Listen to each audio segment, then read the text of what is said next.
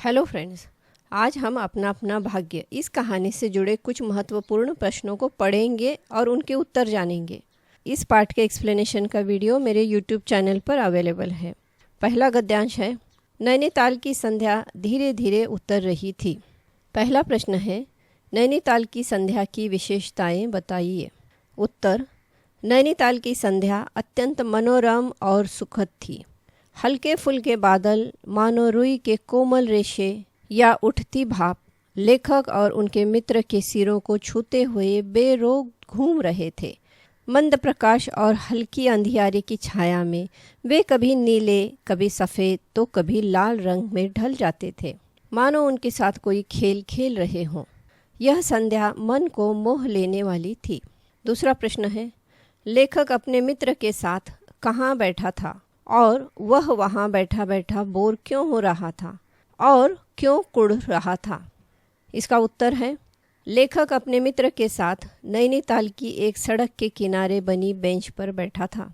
संध्या ढल चुकी थी और अब वह लौटना चाहता था, लेकिन उसके मित्र ने उसका हाथ पकड़कर उसे रोक लिया। लेखक कुछ नहीं कह पाया और चुपचाप वहीं बैठा रहा। भीतर ही भीतर वह असहज महसूस कर रहा था। मन ही मन कुढ़ रहा था, क्योंकि वहाँ बैठना उसे तनिक भी अच्छा नहीं लग रहा था। तीसरा प्रश्न है, लेखक के मित्र को अचानक क्या दिखाई पड़ा, उसका परिचय दीजिए। उत्तर, लेखक के मित्र को अचानक घने कोहरे में कुछ ही कदम की दूरी पर एक काली सी आकृति दिखाई दी। आकृति मतलब एक फिगर दिखाई दी। वह लगभग 10-12 साल का लड़का था। एक लड़का अपने बड़े बड़े बाल खुजलाते हुए धीरे धीरे आगे बढ़ रहा था। उसके पैर नंगे थे, सिर पर कुछ नहीं था और उसने एक मैली सी कमीज पहन रखी थी। उसका रंग गोरा था, लेकिन गंदगी के कारण काला पड़ गया था। उसकी आंखें बड़ी मगर सूनी लग रही थीं और उसके माथे पर झुर्रियाँ पड़ गई थीं। अगला प्रश्न है, जरा सी उम्र में लड़की की मौत से पहचान कैसे हो गई थी। उत्तर, वह पहाड़ी लड़का भूख और गरीबी से तंग आकर अपने दोस्त के साथ नैनीताल भाग आया था। वहाँ दोनों एक होटल में काम करने लगे, जहाँ उसे 1 रुपये की मजदूरी और बचा हुआ झूठा खाना मिलता था। दोनों मजबूरी में जैसे तैसे जीवन बिता रहे थे। यह तो मरता क्या न करता वाली स्थिति थी। एक दिन होटल का मालिक उसके दोस्त को इतना पीटता है कि उसकी मौत हो जाती है। वह लड़का जो जीने की चाह में अपना परिवार छोड़कर आया था, यह नहीं जानता था कि दुनिया कितनी बेरहम, निर्दयी, स्वार्थी और मतलबी होगी। उसका जीवन से सच्चा परिचय तो कभी नहीं हुआ, लेकिन मौत से ज़रूर हो गया। दूसरा गद्यांश है, मैंने देखा कि कोहरे की सफ़ेदी में कुछ ही हाथ दूरी से एक काली सी मूर्ति हमारी तरफ आ रही थी। मैंने कहा, होगा कोई। 3 गज की दूरी से दिख पड़ा एक लड़का, सिर के बड़े बड़े बाल खुजलाता चला आ रहा था। नंगे पैर, नंगे सिर, एक मैली सी कमीज लटकाए है। प्रश्न है, यहाँ पर किस बालक के संदर्भ में कहा गया है? उस समय उसकी क्या स्थिति थी? उत्तर है, यहाँ पर एक पहाड़ी बालक के संदर्भ में कहा गया है, जो भूख और गरीबी से तंग आकर नैनीताल आया था। उस समय उसकी स्थिति अत्यंत दयनीय थी। वह नंगे पैर और नंगे सिर था और उसके शरीर पर केवल एक मैली सी कमीज थी। ठंड और कोहरे में वह असहाय सा भटक रहा था। न जाने कहाँ जा रहा था और न ही उसकी कोई दिशा थी। उसकी आंखें सूनी थी और माथे पर उम्र से पहले ही झुर्रियाँ पड़ चुकी थी, जिससे उसके संघर्ष और दुख का स्पष्ट आभास हो रहा था। अगला प्रश्न है, बालक ने अपने घर परिवार के संबंध में क्या क्या बताया? उत्तर, बालक ने बताया कि वह गरीबी और भूख से तंग आकर नैनीताल भाग आया था। उसके माता पिता 15 कोस दूर गांव में रहते थे। उसके कई भाई बहन थे और परिवार में भोजन की कमी थी। माता पिता खुद भूखे रहते थे, इसलिए उसने घर छोड़ दिया। वह अपने गांव के एक अन्य लड़के के साथ नैनीताल आया था, जो उससे बड़ा था, लेकिन वह अब इस दुनिया में नहीं था, क्योंकि साहब की मार से उसकी मृत्यु हो गई थी। अगला प्रश्न है, इस समय उस बालक के सामने कौन सी समस्या थी? क्या उस समस्या का हल हो पाया? यदि नहीं तो क्यों? उत्तर: बालक के सामने सबसे बड़ी समस्या थी कि वह रात कैसे बिताए और कड़ाके की ठंड से खुद को कैसे बचाए। जहाँ वह काम करता था वहाँ उसे सोने की अनुमति नहीं मिली, जिससे वह बेसहारा हो गया। यह समस्या हल नहीं हो पाई क्योंकि समाज के भद्र पुरुषों, विशेषकर वकील जैसे लोगों में मानवता और सहानुभूति की भावना पूरी तरह समाप्त हो चुकी थी। अगला प्रश्न है, इस कहानी के माध्यम से लेखक ने हमें क्या संदेश देना चाहा है? उत्तर: इस कहानी के माध्यम से लेखक यह दिखाना चाहते हैं कि आज के समाज में दया और मानवता की भावना तेजी से खत्म होती जा रही है। लोग ज़रूरतमंद और दुखी बच्चों की मदद करने के बजाय उन्हें अनदेखा कर देते हैं। वकील जैसे उच्च पदस्थ लोग भी इतने स्वार्थी, संवेदनहीन और कठोर हृदय के होते हैं कि उनकी निर्ममता के कारण एक मासूम बालक की जान चली जाती है। तीसरा गद्यांश है, बालक फिर आंखों से बोलकर मुंह खड़ा रहा। आंखें मानो बोलती थी, यह भी कैसा मूर्ख प्रश्न है। इस पर आधारित पहला प्रश्न है, किस प्रश्न को सुनकर बालक मुंह खड़ा रहा? उसकी आंखों ने क्या कह दिया? उत्तर: अनेक प्रश्नों के उत्तर देने के बाद जब लेखक के मित्र ने उस बालक से उसके रात में सोने के स्थान और उन्हीं कपड़ों में सोने के विषय में पूछा तो बालक मुंह ही खड़ा रह गया। उसकी आंखें मानो कह रही हो, यह भी कैसा मूर्ख प्रश्न है। 2 वक्त का खाना नहीं और ये लोग कपड़ों के लिए पूछ रहे हैं। अगला प्रश्न है, अपने परिवार के बारे में बालक ने क्या बताया? उत्तर: अपने परिवार के बारे में बालक ने बताया कि उसके माँ बाप जीवित हैं तथा 15 कोस दूर गांव में रहते हैं। उसके कई भाई बहन हैं। वहाँ कोई काम नहीं, रोटी नहीं। बाप और माँ भूखे रहते थे। माँ रोती रहती थी, इसलिए वह वहाँ से भाग आया है। अगला प्रश्न, लेखक को बालक की किस बात को सुनकर अचरज हुआ? उत्तर: बालक ने बताया कि गरीबी और भूखमरी से तंग आकर वह अपने मित्र के साथ परिवार छोड़कर भाग आया था ताकि यहाँ कुछ काम करके अपना पेट भर सके। वह अपने मित्र के साथ एक होटल में काम करता था जहाँ उसे केवल 1 रुपया मजदूरी और बचा हुआ झूठा खाना मिलता था। इसके अलावा मालिक की डांट और मार भी सहनी पड़ती थी। एक दिन होटल मालिक ने उसके मित्र को इतनी बेरहमी से पीटा कि उसकी मृत्यु हो गई। यह सुनकर लेखक के मित्र, यहाँ लेखक के मित्र नहीं, लेखक को होना चाहिए, को बहुत आश्चर्य हुआ कि इतनी कम उम्र में बालक ने जीवन का सुख तो नहीं देखा, लेकिन मौत से उसका परिचय जरूर हो गया। अगला प्रश्न है, लेखक और उनका मित्र बालक को कहाँ ले गए और क्यों? वकील साहब का पहाड़ी बालकों के संबंध में क्या मत था? उत्तर: लेखक और उनका मित्र पहाड़ी बालक को वकील साहब के पास ले गए क्योंकि उनका अपना होटल था, यहाँ उनका आना चाहिए और उन्हें एक काम करने वाली की ज़रूरत थी। वे चाहते थे कि बालक को रोज़गार मिल जाए ताकि वह अपना गुजारा कर सके, लेकिन वकील साहब का पहाड़ी बालकों को लेकर नकारात्मक दृष्टिकोण था। उनका मानना था कि पहाड़ी बालक बहुत शैतान होते हैं और उनमें बचपन से ही अवगुण भरे होते हैं। वे इन्हें अविश्वसनीय मानते थे और सोचते थे कि यदि किसी अनजान व्यक्ति को नौकर रख लिया जाए तो वह किसी भी दिन चोरी करके भाग सकता है। अगला गद्यांश है, अजी ये पहाड़ी बड़े शैतान होते हैं, बच्चे बच्चे में अवगुण छिपे रहते हैं। आप भी क्या अजीब हैं, उठा लाए कहीं से, लो जी यह नौकर लो। इस पर आधारित पहला प्रश्न है, उपर्युक्त अवतरण में किसकी बात की जा रही है? उत्तर: उपर्युक्त अवतरण में एक निर्धन और असहाय पहाड़ी बालक की बात की जा रही है जो इस कहानी का मुख्य पात्र है। नैनीताल से 15 कोस दूर गांव का यह स्वाभिमानी और मेहनती बालक भूख से पीड़ित होकर काम की तलाश में आया था।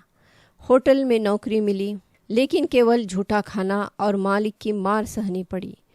नौकरी छूटने के बाद भी उसने किसी से भोजन नहीं मांगा और काम की तलाश में भटकता रहा। समाज ने उसकी मदद नहीं की और अंततः लेखक के मित्र भी उसे ठंड और कोहरे में भाग्य के भरोसे छोड़ देते हैं। अगला प्रश्न है, प्रस्तुत कथन के वक्ता का परिचय दे। उत्तर, प्रस्तुत कथन के वक्ता वकील हैं जो संवेदनहीन और स्वार्थी व्यक्ति हैं तथा गरीबों की मदद करने के बजाय उन्हें अविश्वसनीय मानते हैं। जब लेखक पहाड़ी बालक को नौकरी दिलाने लाता है तो वे उसे शैतान कहकर ठुकरा देते हैं। वे अपने आडंबरपूर्ण जीवन में मग्न रहते हैं, कश्मीरी दुशाला ओढ़े आराम से जीते हैं और समाज के प्रति कोई जिम्मेदारी नहीं निभाते। यहाँ ज के नीचे डॉट आता है। बालक की दुर्दशा को भाग्य का खेल मानकर वे उसकी सहायता से बच निकलते हैं। उनकी कठोरता और उपेक्षा समाज की निष्ठुरता को दर्शाती है जो गरीबों को उनके हाल पर छोड़ देते हैं। अगला प्रश्न है, लेखक और उनका मित्र उस बच्चे को वकील साहब के पास क्यों ले गए? उत्तर, लेखक को रास्ते में 10-12 वर्षीय बालक मिला जिसके पास कोई काम और रहने की जगह नहीं थी। लेखक के एक वकील मित्र थे जिन्हें अपने होटल के लिए एक नौकर की आवश्यकता थी, इसलिए लेखक उस बच्चे को वकील साहब के पास ले गए। अगला प्रश्न है, वकील साहब उस बच्चे को नौकर क्यों नहीं रखना चाहते थे? उत्तर, वकील साहब उस बच्चे को नौकर इसलिए नहीं रखना चाहते थे क्योंकि वे और लेखक दोनों ही उस बच्चे के बारे में कुछ नहीं जानते थे। साथ ही वकील साहब को यह लगता था कि पहाड़ी बच्चे बड़े शैतान और अवगुणों से भरे होते हैं। यदि उन्होंने किसी ऐरे गैरे को नौकर रख लिया और वह अगले दिन वह चीज़ों को लेकर चंपत हो गया तो इस तरह भविष्य में चोरी की आशंका के कारण वकील साहब ने उस बच्चे को नौकरी पर नहीं रखा। 5वां गद्यांश है, भयानक शीत है, उसके पास बहुत कम कपड़े। यह संसार है यार। मैंने स्वार्थ की फिलॉसफी सुनाई। इस पर आधारित पहला प्रश्न है, लेखक के मित्र की उदासी का कारण स्पष्ट करते हुए बताइए कि वे पहाड़ी बालक की सहायता क्यों नहीं कर सके। उत्तर, लेखक के मित्र की उदासी का कारण पहाड़ी बालक था जिसके पास न तो कपड़े थे, न भोजन और न ही रहने के लिए कोई ठिकाना। ठंड की कड़ी रात में वह कहाँ जाएगा, यह सोचकर वे चिंतित थे। वकील साहब ने भी उसे काम पर रखने से इनकार कर दिया जिससे उसकी स्थिति और दयनीय हो गई। मित्र उसे कुछ पैसे देकर मदद करना चाहते थे लेकिन उनके पास खुले पैसे नहीं थे। बजट बिगड़ने के डर से वह उसे 10 रुपए का नोट भी नहीं देना चाहते थे। बालक की कोई सहायता न कर पाने की बेबसी ने उन्हें उदास कर दिया। अगला प्रश्न है, यह संसार है यार। वाक्य आजकल के मनुष्य की किस प्रवृत्ति का द्योतक है? द्योतक मतलब प्रतीक है या सिंबल है। उत्तर, यह संसार है यार। यह वाक्य आज के समाज की स्वार्थीपन, हृदयहीनता और संवेदनहीनता को दर्शाता है। यह बताता है कि किस प्रकार लोग किसी मजबूर और दयनीय स्थिति से जूझते व्यक्ति की सहायता करने के बजाय उसकी हालत को भाग्य का खेल मानकर अपनी जिम्मेदारी से बचते रहते हैं। आज के मनुष्य में दया और मानवता की भावना धीरे धीरे समाप्त होती जा रही है। समाज स्वार्थी, निष्ठुर और संवेदनहीन बनता जा रहा है, जहां लोगों को दूसरों के दुख दर्द से कोई सरोकार नहीं रहता। यही इस वाक्य का वास्तविक आशय है। अगला प्रश्न है, अपना अपना भाग्य कहानी में निहित व्यंग्य को स्पष्ट कीजिए। उत्तर, अपना अपना भाग्य कहानी में लेखक ने समाज की संवेदनहीनता पर तीखा व्यंग्य किया है। आज का मनुष्य समाज के प्रति अपनी जिम्मेदारियों से मुंह मोड़कर केवल धन संचय में लगा हुआ है। धन संचय मतलब धन जमा करना। कहानी में दोनों बच्चों की मौत को लोग उनके भाग्य का खेल मान लेते हैं, लेकिन सच्चाई यह है कि एक बालक होटल मालिक की निर्दयता का शिकार होता है, जबकि दूसरा समाज की निष्ठुरता से मारा जाता है। किसी ज़रूरतमंद की सहायता न करके केवल यह कह देना कि उसके भाग्य में यही लिखा था, पूरी तरह अनुचित है। वास्तव में भाग्य मनुष्य से बनता है, न कि मनुष्य भाग्य से। अगला प्रश्न है, अपना अपना भाग्य कहानी के शीर्षक की सार्थकता पर प्रकाश डालिए। उत्तर, अपना अपना भाग्य कहानी समाज में उपेक्षित और अभावग्रस्त लोगों की दुर्दशा को दर्शाती है। 2 पहाड़ी बालक भूख से तंग आकर नैनीताल आते हैं, लेकिन मालिक की क्रूरता से एक मर जाता है, जबकि दूसरा समाज की निष्ठुरता के कारण ठंड में दम तोड़ देता है। समाज इसे भाग्य का खेल मानकर जिम्मेदारी से बच निकलता है, जबकि यह अमीर वर्ग की निर्ममता और सामाजिक विषमता का परिणाम है। बुद्धिजीवी वर्ग सिर्फ बातें करता है, लेकिन गरीबों की मदद नहीं करता। समाज की असंवेदनशीलता को उजागर करता है। अपना अपना भाग्य शीर्षक समाज की असंवेदनशीलता को उजागर करता है। यह आखिरी गद्यांश है। पर बतलाने वालों ने बताया कि गरीब के मुंह पर, छाती, मुट्ठियों और पैरों पर बर्फ की हल्की सी चादर चिपक गई थी, मानो दुनिया की बेहयाई ढकने के लिए प्रकृति ने शव के लिए सफ़ेद और ठंडे कफन का प्रबंध कर दिया था। इस पर आधारित पहला प्रश्न है, यहाँ पर गरीब किसे और क्यों संबोधित किया गया है? उत्तर, यहाँ पर गरीब उस पहाड़ी बालक को संबोधित किया गया है जो पहली रात ठंड के कारण मर गया था। उस बालक के कई भाई बहन थे। पिता के पास कोई काम न था और घर में हमेशा भूख पसरी रहती थी, इसलिए वह बालक घर से भाग आया था। यहाँ आकर भी दिन भर काम करने के बाद झूठा खाना और 1 रुपया ही नसीब होता था। अगला प्रश्न है, लड़के की मृत्यु का क्या कारण था? उत्तर, लड़का अपने घर की गरीबी से तंग आकर काम की तलाश में नैनीताल भाग आया था। यहाँ पर आकर उसे यहाँ में नहीं आना चाहिए। काम मिल गया था, परंतु किसी कारणवश उसका काम छूट जाता है और उसके पास रहने की कोई जगह नहीं रहती। उस दिन बहुत अधिक ठंड थी और उसके पास कपड़ों के नाम पर एक फटी कमीज थी। उसे रात सड़क के किनारे एक पेड़ के नीचे बितानी पड़ी और अत्यधिक ठंड होने के कारण उस लड़के की मृत्यु हो गई। अगला प्रश्न है, दुनिया की बेहयाई ढकने के लिए प्रकृति ने शव के लिए सफ़ेद और ठंडे कफन का प्रबंध कर दिया था। इस पंक्ति का आशय स्पष्ट कीजिए। उत्तर, प्रस्तुत पंक्ति का आशय सामान्य जनमानस की संवेदन शून्यता और स्वार्थ भावना से है। एक पहाड़ी बालक गरीबी के कारण ठंड से ठिठुर कर मर जाता है, परंतु प्रकृति ने उसे तन पर बर्फ की हल्की सी चादर बिछाकर मानो उसके लिए कफन का इंतजाम कर दिया, जिसे देखकर ऐसा लगता था मानो प्रकृति मनुष्य की बेहयाई को ढक रही हो। अगला प्रश्न है, अपना अपना भाग्य कहानी के उद्देश्य पर विचार कीजिए। उत्तर, कहानी का उद्देश्य समाज में फैली स्वार्थपरता, संवेदनहीनता और आर्थिक विषमता को उजागर करना है। आज के समाज में परोपकार की भावना समाप्त होती जा रही है। लोग निर्धनों की सहायता करने के बजाय उनकी दुर्दशा को भाग्य का खेल मानकर अपना पल्ला झाड़ लेते हैं।